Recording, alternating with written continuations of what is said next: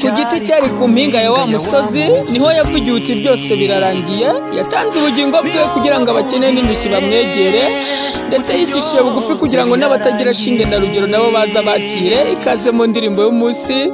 Mwene data, byawe bibabaje kugeza uyu munsi utarakira Yesu Kristo nk'umwami n'umukiza w'ubuzima bwawe, nyamara yarapfiriye ibyaha byawe. Yohana we yaranditse ngo icyo akora cy'abamwemeye bose bakizera izina rye ngo yabahaye ubushobozi bwo kwitwa abana b'Imana.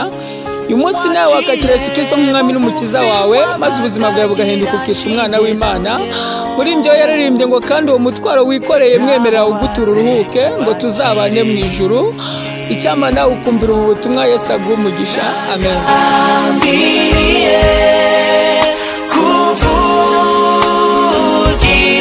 Sugira ikujojobaho buri munsi,